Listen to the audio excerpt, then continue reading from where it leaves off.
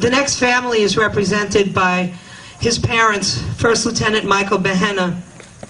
For me, this is going to be the hardest one for me to get through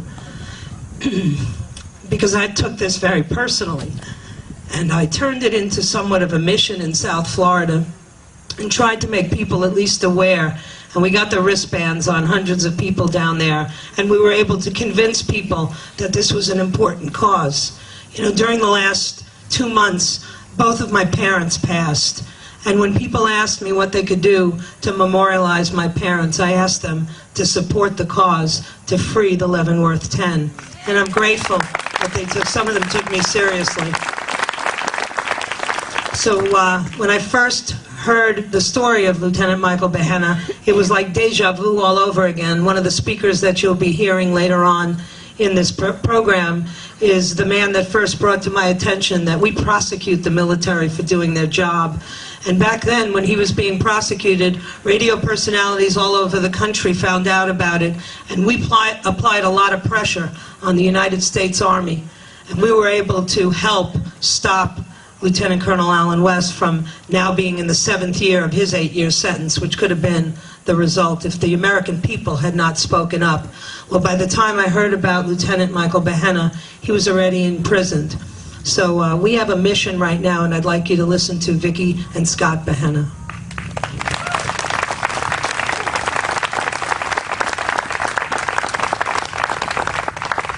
As I am talking, I'm going to have my entire family, or Michael's entire family, come up. So if you see half the crowd come up here on the stage, it's the Behenna gang. I just want to say again, thank you all so much for being here and for riding in this ride. My son deployed with the 101st Airborne Division in September of '07. In April of 2008, his platoon was hit by an IED. That IED attack killed 2 of Michael's soldiers, seriously injured the platoon sergeant and a company medic that was traveling with the platoon, 2 Iraqis that were also killed in that explosion. After that IED attack, Michael read a military intelligence report that identified that Al-Qaeda was responsible for the attack. And that a man by the name of Ali Mansour, who just happened to be an Iraqi policeman, was a member of that cell, and that his responsibility in this cell was to move explosives and report on the movement of coalition forces. After Michael read that report, he and the platoon went out and they detained Ali Mansour. 10 days later, as a result of the Army and the military's catch and release policy, Ali Mansour was released, and my son and his platoon was ordered to take him home.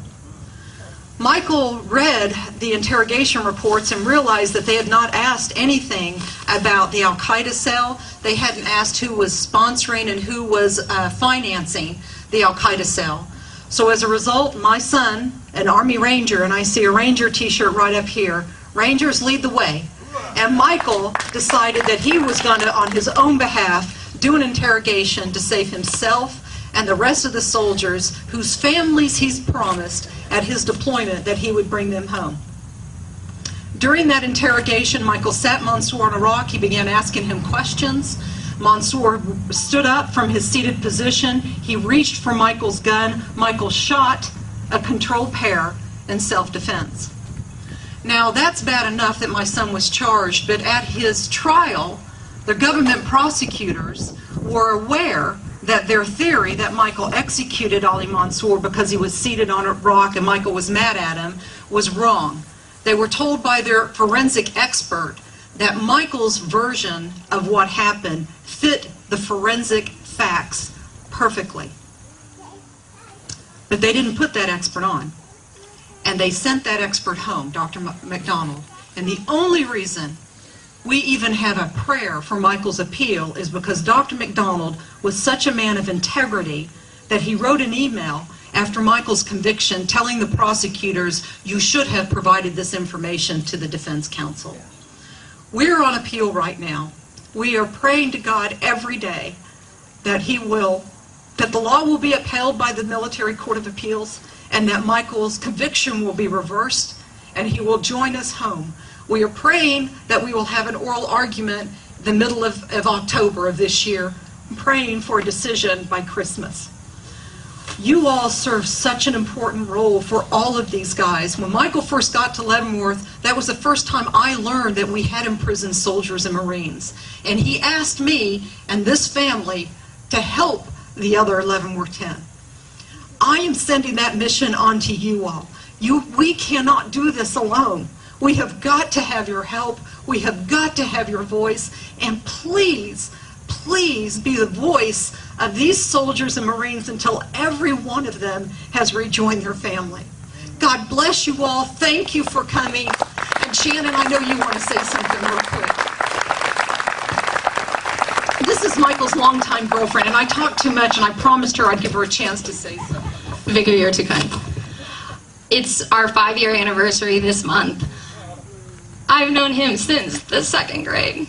And of course, here comes the works.